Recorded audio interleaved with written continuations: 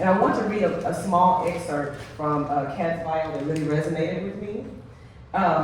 So in her bio, she had, I create art to delight the eye. I create art to speak to the heart. I create art to speak to the soul. I make artwork to break the bonds of the status quo with an alternative perspective. I make art to give voice to emotion that cannot be contained inside myself. I make art to connect with my community. I make art because I enjoy beauty and feel the need to share in some of the beauty in the world from my perspective. I share in the human experience when I create art. So I just want to thank you for even saying those words, because it is the way we all see art. It's a social sculpture. And I just really want to, before we get into introducing the full panel, one, thank you all for being here, but I really wanted Kat to share why she decided to do an installation on slabs and just talk more about her process. Hi everybody, first of all I want to thank you all for coming out on Memorial Day weekend. I'm so grateful. I've been in Houston since I was 12 years old, and I really consider myself a Houstonian at this point. And I just remember as a young person going to McGregor Park, and me and my friends going and sit down in our car and listening to music and watching the slabs.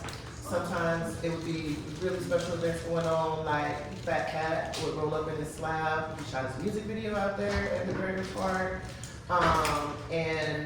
Just seeing the slab culture, I've always loved and appreciated this form of art that young black men created in the mid-'80s here in Houston, Texas, and unique to Houston, Texas. There are a lot of car cultures around the country. You know, in LA, you got the slabs, and Florida has their way of creating cars.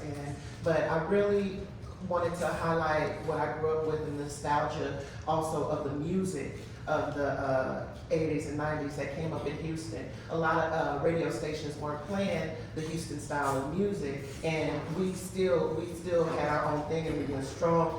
Shout out to Swisher House and to Rap Alive and to the South.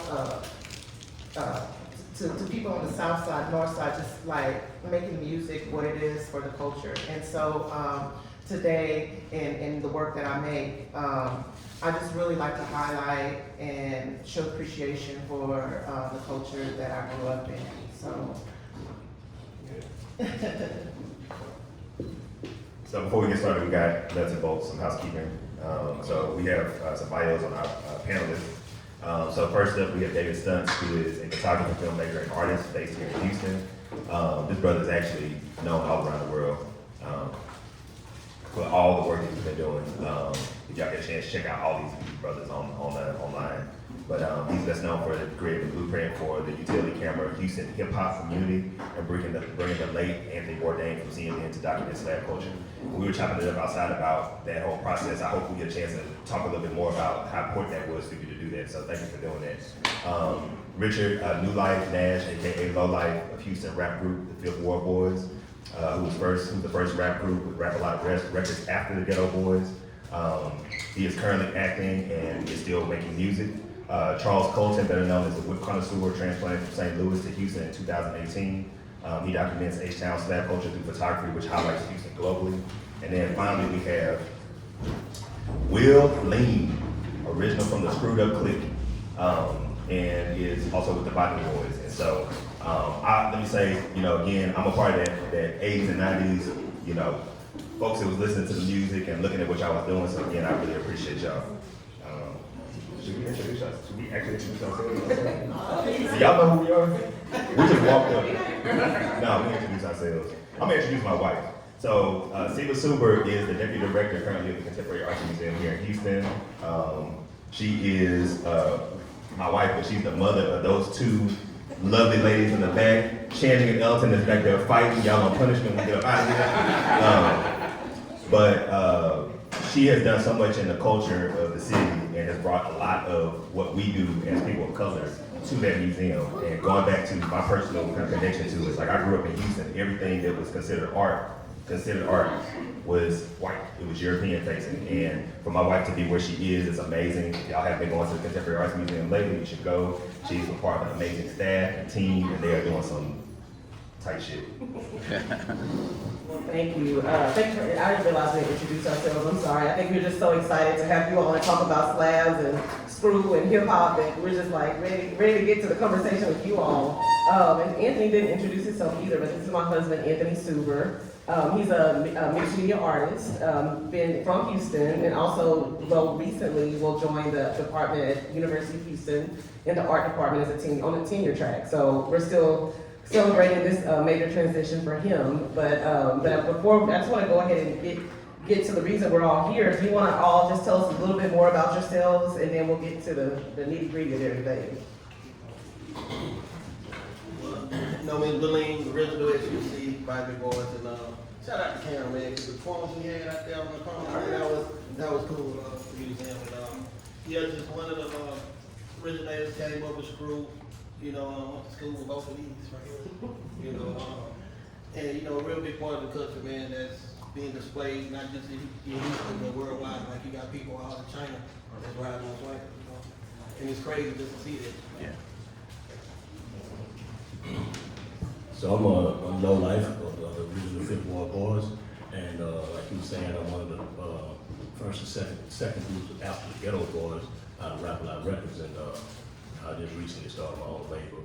I also got a movie coming out. It's called Sorry Not Sorry, and clothing line, and I like to say we go to school together, you know, and the music. Come to find out, we went over to Europe in 2000. And we was in a show with MCA, Camp Low, and a couple of people out there. And it was amazing to know that, like you said, they got a hood just like we do. And they got swingers out there. And like we said, we traveled the whole world. And our first album came out 30 years ago, March the 5th, something like that.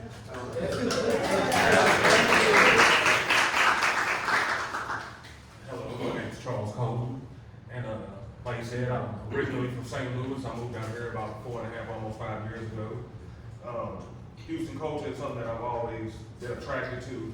Being from the Midwest, we didn't see a lot of what was going on down here. We would get peeks and little snippets here and there from videos from major artists and everything, but nobody really dived into it in the Midwest. So me loving cars, that was the first thing they called me. The wheels, what are these? We've never seen that like this up Midwest, up north, so that caught my attention too because I love low riders.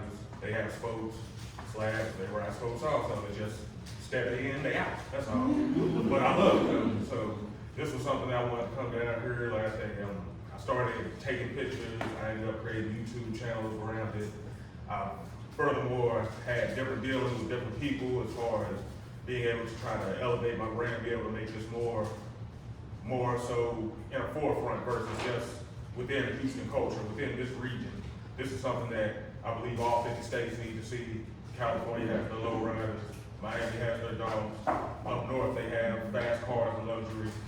We ride slabs now. You know what I said, I'm not St. Louis anymore, so I do say myself. But I'm just trying to do my part for the culture, still learning, still, you know, getting my feet wet, but I'm in it full fledged now. My name is David Stunts. I'm an all-around Houston Olympian. I actually grew up with Kenwood. Kind of was lucky enough to see the culture grow into what it became, and I was lucky enough to kind of find my place and be able to document and, you know, kind of trailblaze and do what I do. That's pretty much it. Thank y'all for that. Okay, so let's get off into it. So that was my experience, even as a kid, riding on swings and going to school, and just give y'all a little history on how it was. But it was fun because we was able to leave school and ride all of the school zones. Even though we still was kids, we'll ride. Like I went to Sterling, everybody else in Copeland, they went to Worthing, and we'll be at Sterling and Worthing, Yates, Jones. Or we like this day we going to Southwest 8, Belsing, and you know, we'll just ride through the school zone. That's where the creeping in the road in the swing, you know. And I understand like the older Jesus be like, man, y'all driving wild these cars, just y'all hate, you know what I'm saying? And now since I'm an old kid, I be telling them like, man, y'all. So I'm hating now, but I into that slab culture, you know, I really just grew up in it, you know, and it was fun back then, like it really was fun, you know, and like you had to have a status because everybody could ride on them because they didn't make them, they stopped making them. So for you to just have some 83s, you was in the game, but just 84s, you was like just set up on like that was, you know, but that's what it was at the beginning for us. Yeah, my first slab that I seen, they had no paint on it. It was a Oldsmobile, it was a photo, Delta 88, and on the side I saw it had the skirts on there, the skirts in the back, and it had two dummies on the passenger side, and so I walked around the other side of the car to see if they had 4 dummies. I mean, to match, 2 more dummies, but they had 2 swingers on the other side. So I don't know what happened to them 2, but they had 2 swingers on the other side. That was my first car I seen that had some swingers, with 2 swingers on it, and they was 83s, and the 83s are the ones that clap. The 83s the ones that clap. Both of them black, but the Fold too, yeah, They okay. clap, fold the clap earlier, but then the 3 like the. They kind of built them up with it.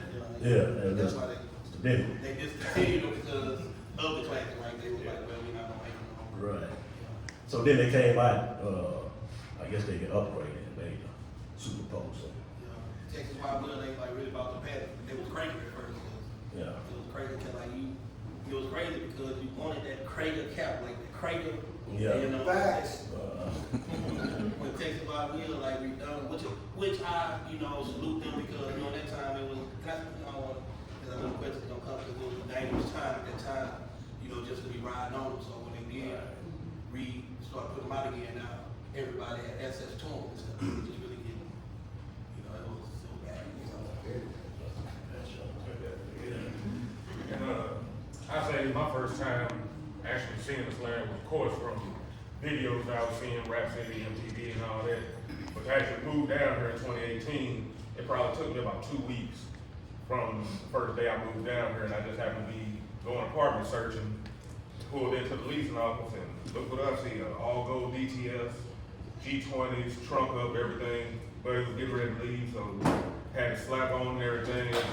I don't know what it was about it, but I fell in love right there. I probably stood there, watched him turn the corner. I was seeing them go like, okay, I'm trying to figure out where everything is, where everybody be and all this and that, because it just, I don't know what it is, it intrigued hell. So I had to find more.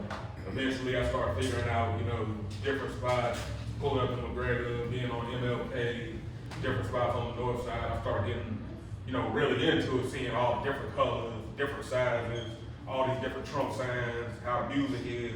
It was like, I was a kid at the candy store, basically. It was right up my alley. That would be my first time with SLAB. Alright, so my first time with SLAB was, we was kids.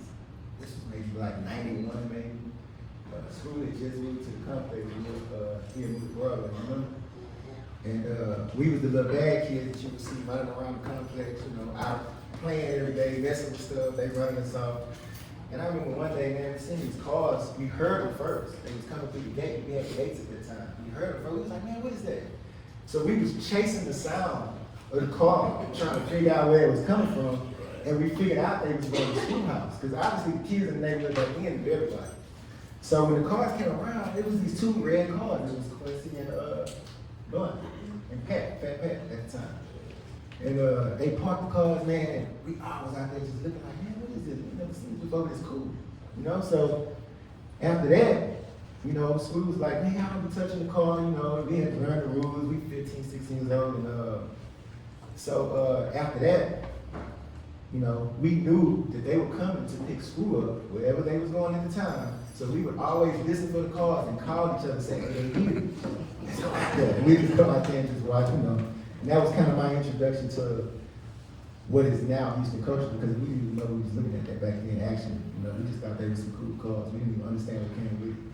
And I don't think school had really got into his groove yet. He was just starting around that time. That was 91. When he was in the Meadows, off of Telephone, Yeah. and Freeway, he was DJing there. Yeah. So when he moved with his dad stayed in Broadway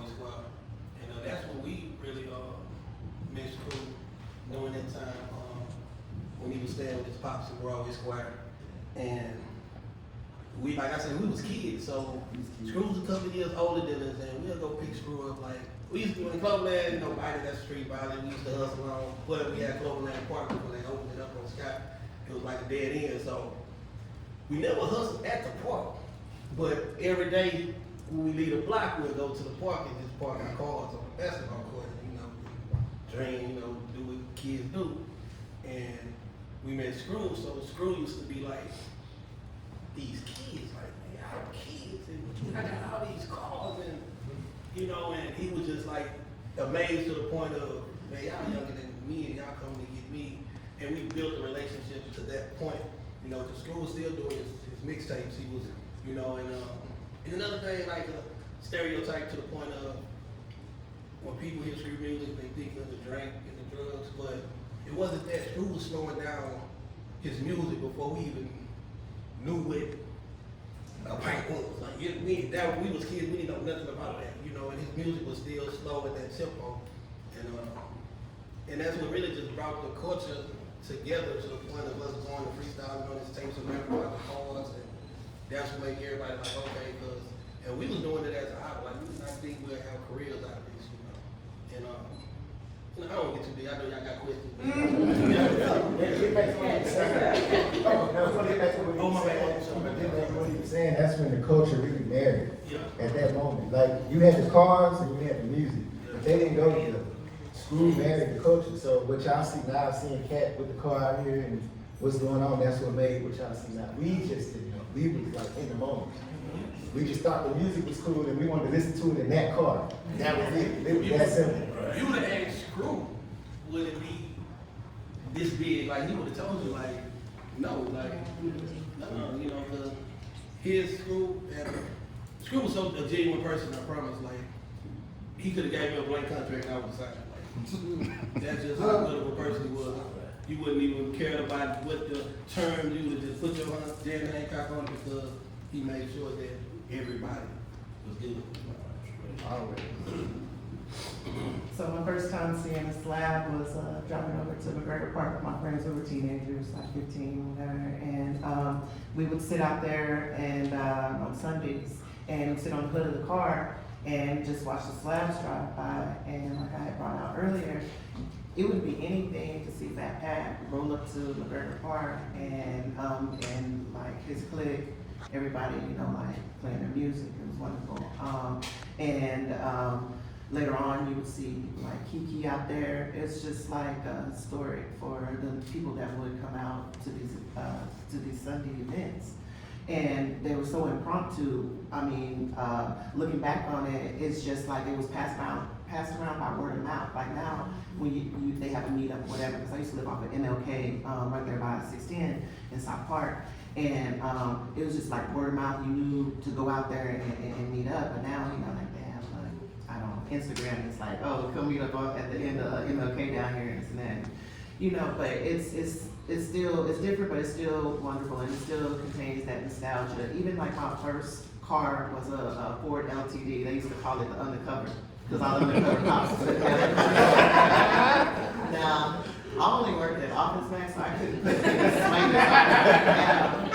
thousands of dollars for wheels, but yeah, definitely just love the culture. Thank you. I would briefly talk about my first time seeing a SLAB, or really Elbows, because I'm from Fort Worth. And so my mom was dropping me off at University of Houston, and we were actually nervous to drive by the Elbows. Because we were like, she was like, oh, don't get too close, it's gonna pull my tire out. So with that, I would love to understand where the origin story, or what's the origin story, or why is it called Elbows? Does anybody know?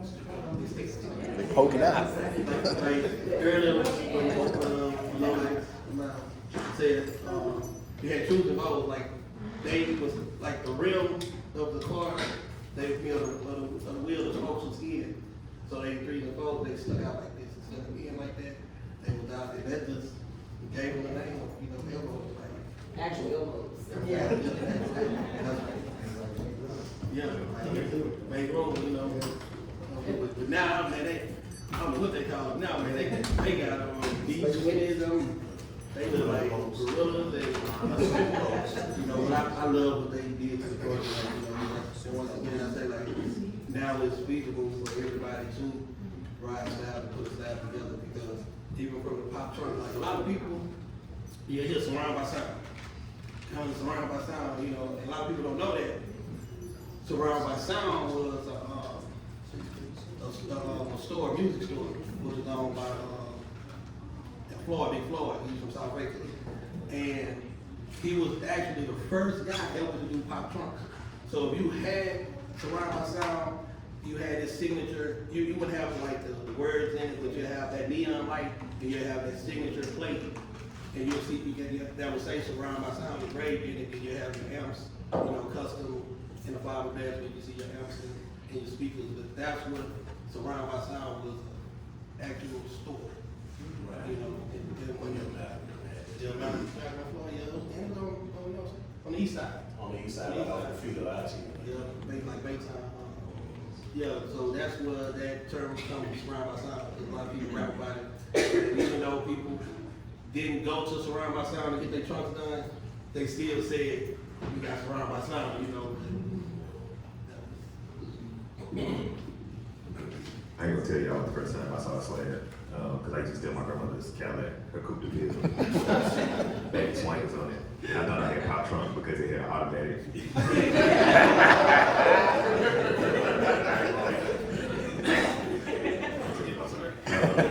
When I was live, and then when I pulled up, people was like, "You got that?" It was a pink Cadillac. They're like, "You got that pink Cadillac with the baby swingers on there." Anyway, so I'm gonna jump down a little bit, cause y'all are answering every single question we have. So let me ask you this: so for the uninitiated, so like the advance card, some people don't really know. I've heard a lot of arguments around what the word slab actually means.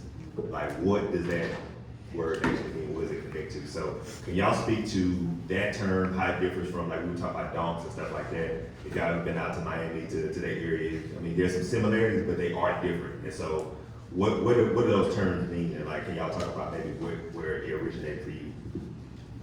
Okay, you want to start? Say, like every car club, all right, like if the parking lot across the street, you have 3-4 cars across the street, and the pavement is a slab. You know what I'm saying? So, well, you know, when I was coming up, that's what the terminology slab, because your car is gonna be sitting on the slab. You know what I'm saying? Like the pavement. So that's the terminology where I came up. That's where that came from. You know what I'm saying? Slab. Like, okay, it costs enough, that's on the slab. You know what I'm saying? Like this, and that's just stuff. And so a little later on, slab came, like, you might not see it on the slab. You will see it rolling. So when you see a car that's dressed up with belts and buckles and the chrome lanes sticking out on the hood and the swingers, that's a slab. And so you know that's where it started at, on the slab. Because a lot of times you pull up to the bar, where the bar, you pull up and say, I want slab out. You know what I'm saying? So they had to take it a little further when they see it, because when you go out of town, somebody say, hey man, you ever had a slab? You know, they ask you that question. So they want to know about it, like, I want to go out there so I can see something, and you'll see in my head, man, because everybody's, you know. But so you see all the different things that, like, you can have a car that's got the potential to be a slab, but it don't turn into a slab until you see the swinger, until you see the belts and all that, you know, and the pop trunk and all that. Yeah. Right on. Yes. Well, my understanding of the definition has always been, like he said, your car is basically sitting as low as it can to the ground. Like we even called it that back in St. Louis. It's gonna hit the highway, you can hit the slab. So that's always been my understanding.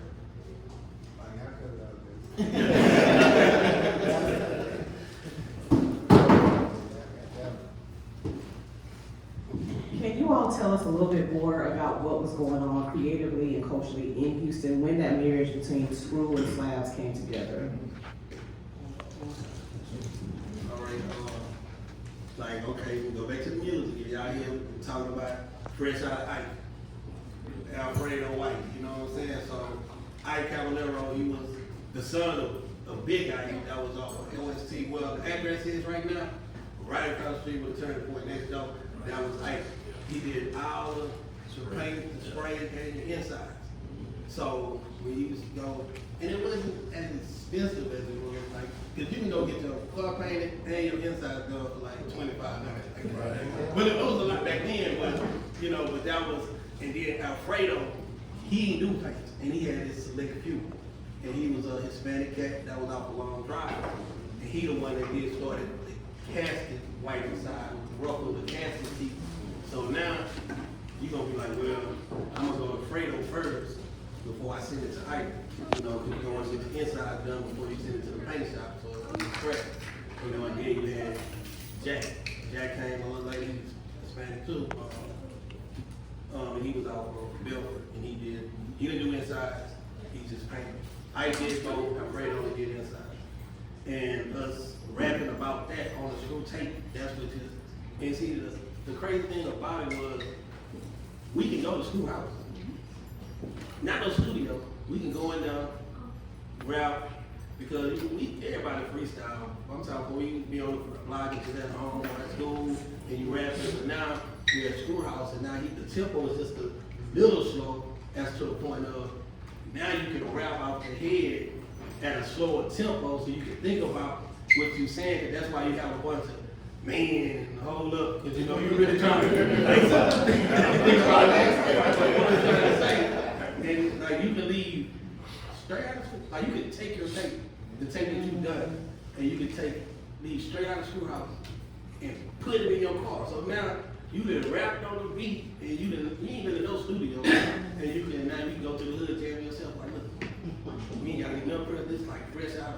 So, and just another note on the culture, like even today, like at the Screw shop, like Screw had so many tapes that he had released, because you'll never have every Screw tape. The Screw tape was personal tapes. Like if you'd have made a tape, it'd have been whatever you wanted to call it. Yeah.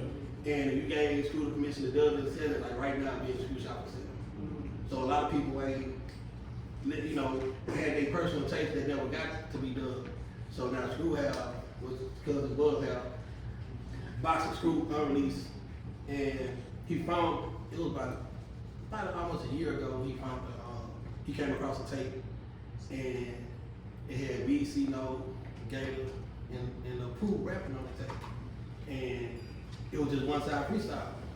So he was like, he said, "I got something for you." When I got back in town, I went by the shop, in the studio, he was playing it. So he's like, "What do you think it is?" I said, somebody gonna say the year. He's like, somebody gonna, and Pooh say, "It's the 9 deuce coming to the 9 train." So we like, it was 92, and he was wondering like, why is nothing on the other side? It's just, and I told him, I said, we'll go to Screw House, we wanna rap.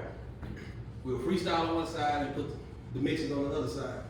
But once we got through freestyling, we'd be like, man, we're gonna come back tomorrow and do the mixes, but we want that, but we never get back. Because when we come back again, we wanna rap again, so we never get to finish when we started, so it's just a bunch of takes of freestyle, and it's a new mix that's in the store he just put out. It's called Big Mellow 93 and Mighty Boys 92. And it came like 2022, like 30 years later, you know. That's just great. And but that's with the culture and Screw and the music, that's what it was. It was just us going to everybody from Diddy, from Pat to Corey to dudes out South Main to Third Ward, and everybody rapping. Cause you had Screwed Up Click is bigger than the rappers. You got kids that feel like they screwed up quick, their mama, their daddy was, you know, was right there. So, you know, and everybody freestyle. Like even people that didn't rap, they was into the rapping. It just, like I got a cousin, a first cousin, my daddy's sister's Tucci from Barton, New York, Redwood. That's my first. And he was from North Side, and he rapped on the street tape back in 93, 94, like that. Yes, and he from Whipplewood, and on Black Superman, that track, you know, and but so goes, you know, the culture, like even though we was from the South Side, like Scrooge, he didn't have a hate on anybody. He did people from North and South of PD. Wherever you from. Wherever you was from, you know.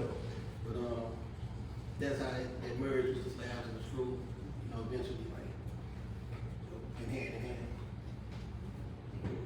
Well, you know, it just matched though. Like when the school started it, and you know, the whole school up click and all, you know, and it fit saying that this matched to that. That's why people started putting swingers on everything now. Yeah. I've seen a Bennett with some swingers. I've seen oh no, they got them on the four wheels now. That's bicycle, they can put them on. I see them on the bicycle, they put the radio and strap them down with suspenders. Beat up the block. And then it started with the brake tapes. Yeah, the great tape. What? All the great tape, TDK. The see-through. See-through. TDK, you know, is it tape? So TDK, they were like a smoke tape. It wasn't just clear, it was like a red, black smoke tape. And then it came with the great tapes. And just another, even to like now on CD, and the transformation from tapes to CD, when you only had one track. So just to take the time out to track each individual song, freestyle, it didn't have a track list. Just the time that was put into that. Like, if you think about it, you got to Google name the song with the artist, just to like the real step by step. I'm trying something for the game. I'm never. Man, you know, what was the question again? What was happening, at least for you or in Houston, culturally and creatively, that kind of married the slab and screw? So, you know, slabs to me, you know, I'm just seeing it from the beginning. That was kind of like the biggest flex you can have if you existed in black culture back then. Like, if you had a slab, like, you was like the real hero. Like, everybody knew your name. Like, it was the real deal. Like, you was a celebrity. Those are our celebrities. It wasn't rappers yet. And then it kind of went into this little marriage of fades, like maybe from 96 to 98, maybe 2000. It was like, it just married. It just came into the culture. And we was more excited about it being recognized now. Because I remember, like, man, you really didn't want to be in the cars because you was going to get pulled over. I know y'all remember. And harassed. Like, it was, like, put him over. Like, you don't know. Now, it's accepted. Back then, it was dangerous. It was, you was running from the jackals. And you was running from the police. So it was just, it was something. If you was doing that, we considered you, like, you was a man, like, for real. Like, I don't even, and some of those guys are still, well, I'm gonna use the word mythical figures to this day. We talked about that earlier. You know, you hear the name, but you never seen the face. You know, because if you weren't from where we were from, you couldn't get that access. It's just, you know, and it was like that for a long time, but it's just recently. It's like, even with the hoods playing, they call one color. Like you see the green line, the red line, purple line, and back, you know, it was Botany Black. Every slab we had was Botany Black. I got the L Dog, Cino got the River Gang, got the Drop Top River. Dez got the Park, Peppy got the 9-8, Joe got, Ziggy got the 88. You know, Head got the Park. Like it was, you know, they see all of the kids coming in the black cars, like, oh, this way before rap. Like we were wait for that's what my people was, and we know that's them kids, you know. And man, I used to be, I would pull up to a red light, and somebody pull on the side of me, and first they looking at the car until they get to the window, and they'd be like, "This kid, like, this kid," you know what I'm saying? They were like, "Just please don't drive that," you know. And he had a $100 black car. He had bought it from Kirby, and the Papa Hewlett, he's from Hillwood, and the dude from Third Ward was like, "Man, I seen this little kid, man, in this black car, and next time I see it, I'm gonna take it." And he told him, like, "Please, do not do it, man, because he probably got something in that car that's big as him. Like, please don't try to take that little one car." So I'm like, "Let him make it, you know." Get you one. Yeah, like, get you one. And like you said, the meeting places, like, that's Belford is Martin Luther King. We finna go to the Capitol Beach, we finna hit Crawford Shelter, we finna hit any event. That was back then, that was that meeting spot right there. Like, it wasn't no social media, it wasn't none of that, you had pages, but you know, like, hey, we gonna catch out around by such and such, and everybody gonna pull right into Belford King, and that Exxon right there. And until the people call the police, be like, so it's just should hit 16 and 45, we ain't got it, and that was what it was, it's like word of mouth. Capitol Beach. You don't want to see a slab stuck in sand. That's what you can drive on the beach too. Just wanna see you. And everybody be back then. Yeah, you can drive on the beach. So we're gonna jump down a little bit. We got 100 questions for y'all. We're gonna jump down a little bit. I want to know a little bit about like the glow certificate. So like me and David were talking about this outside a little bit, and I know that y'all talked a little bit about y'all's travels and things that y'all were connected to professionally, and then just being kids, not understanding that what y'all were looking at and seeing had the potential to take you outside of Houston, Texas. But about the significance of your travels and like the things you've seen, because I mean, like I was looking up on Instagram the other day, and I saw exactly what you were talking about. You go to Japan and they got kids riding slab. It's crazy. You know, they popping trunks and they look like they downstate in Highland Park, just popping trunks, but they in Japan. Yeah, You know? we got it out there. So let's talk about that a little bit. Well, like I say, even from back then, like the Capitals and the Crawford Fields and the Strawberry Classics, Strawberry, like even if you think back, like you ever heard this group called X-Mob from Louisiana, one of their first album covers, they had a slam jack on some swingers, and we used to be like, they got a slam jack with some swingers on it, but that's what, when people come to the events and they'll see these slabs, and and for it to be overseas like that, so you know there has to be social media. You know, and people just followed up with that slab portion. I think that Kiki, like a couple years ago, we went out there. And we was surprised. We go out there and people got their own H-Town and the Astros stores, and they put it up and they got their car, they swing, Texas Wild Wheel. Like, if they wasn't, selling swingers again, they wouldn't be out there because who out here from the chips? So swingers to turn, they gonna probably be about 30,000 probably before they get them right there, So, yeah, and that's like I said, the social media and culture, everybody just fell in love with it, and it's like a toy. You put something together, like your art. You know what I'm saying? Like and once you start it, start from the motor to the inside, to the paint, to the wheels, and try to make it complete. That's like a hobby to a lot of folks, especially overseas. So for me, with the matching the music with the culture with the slab, me personally, when it was popular, I really didn't want one because my cousin, he had one, and he had so much security on his car, like he'd take you an hour to get back in it. To use it. Like, he had chains wrapped around it. Now he had a good thing that Car jack. He got that when we get in the car, I say, man, where we going? Like, to the front gate and back. Look, I'm like, man, don't turn the music up because I gotta see. Like, they got me looking all around like, oh Lord, man. Like he was saying about the police and man, it was dangerous back then. Like, so I've never really, I love to see, and especially when they came from Houston, and when like going to breakfast festival, you see them passing you up, like, oh yeah, bro, you know what I'm saying? And then when it stretched out, when we started, I got a song with what Kiki went. I got a song with the Dirty Red. Dirty Red. That's out there, and he got a picture.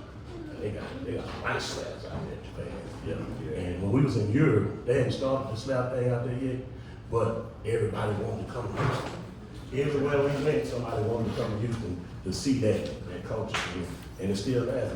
30-something years later, still nowhere else actually started it. And I didn't want it. That's when we was there. Yeah, it started a long time.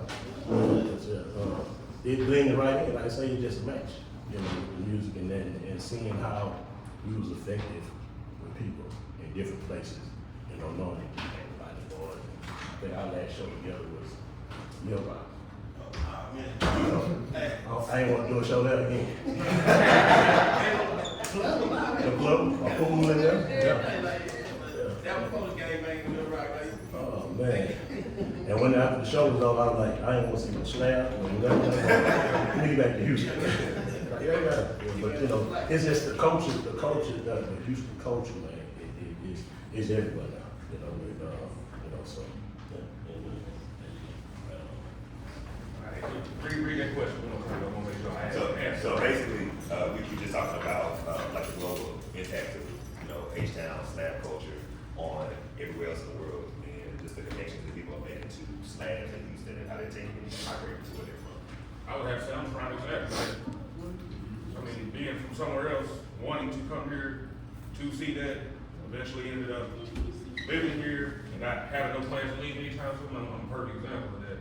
It's something that, like I say, it's in a few years that I've been here, I've seen how it's continued to spread more than what it already is.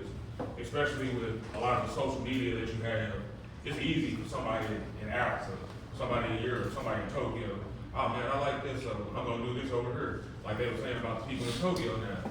One of the homeboys that I got to go there, he had blue belt on, candy blue off. And literally, if you just saw it, you would not think that car is in Tokyo. You would think it's somewhere down here. But there's whole groups of them out there. You go out to Cali where they basically known for low rides. They got slabs out there now, finally. You know, and they actually ride them too. They're not just sitting in the garage, they actually out there riding.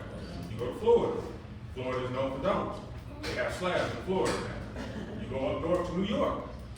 There's slabs in Florida. This Houston culture is really making a big impact on the rest of everybody else. This is something that everybody wants to see. It's something that everybody wants to be a part of.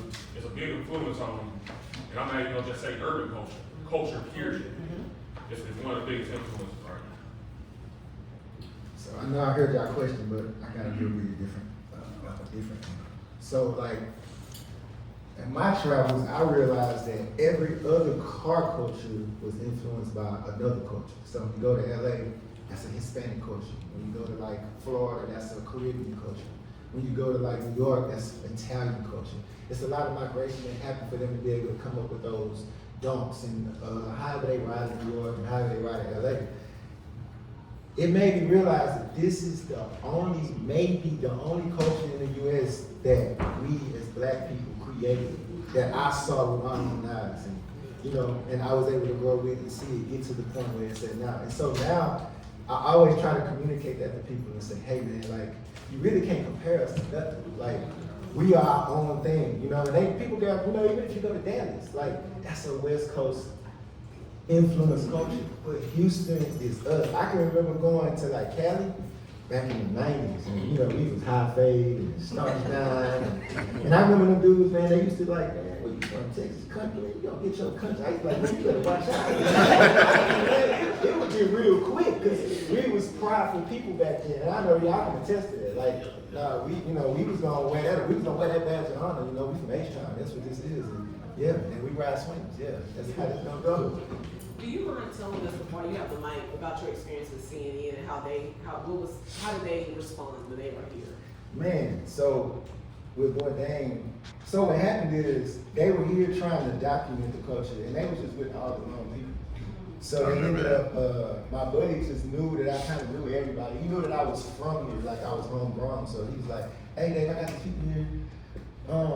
I want you to like show them around. So as soon as I got there, they just asked me the question, hey, we just want to see your culture. And I was like, what culture? Like, what do you want to see?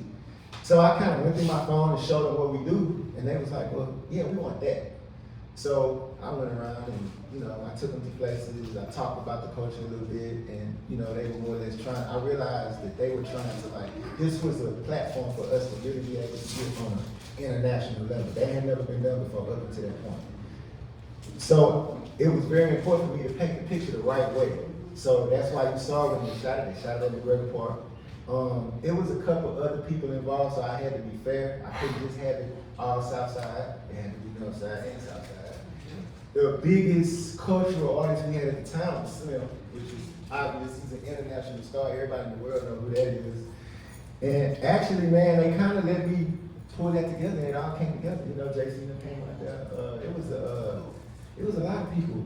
I tried to include as many of the people as I could that were from the beginning where we from, because I feel like they should get their shine. I don't, you know, I'm more about the people that's been here the whole time. You know, I feel like everybody should get a fair shot, but, you know, these guys put the work in, you know, they the one who crossed those barriers, they the ones that, you know, got pulled over by the police. So now if you don't get pulled over by the police, they had to be the first one to do that, you know, so it was important that they told that the right way. Because I've seen those guys come in and I don't, you know, I feel like they come in and it can be a coachable situation where they just come in because they know it's gonna get views. So it's like, it's, for me, if you come ask me to do anything, it's like, man, are you really trying to do this or are you just really trying to get views? Because, you know, if you're not gonna show it the right way, I can't let you have it up, you know? Somebody gotta speak up because, you know, everybody trying to get some shine, you know? And, yeah, I ain't get that. I know y'all probably feel the same way. But, yeah, but it ended up being real good, man. And what's funny, I didn't even watch that episode. I just, you know, I just knew it did what it did. I eventually watched it maybe like 4 or 5 years later. I think that was like 2016. I think I finally watched it in 2021 for the first time. I didn't even watch it. When it came out, everybody was calling me, hey, you're on TV. I was like, ah, that's cool. Yeah, I'll see it later. You know what I mean? Yeah. But, Okay, so before we get to Q&A, can everybody tell us how to get in contact with you? Is this what you're doing now? How we can support?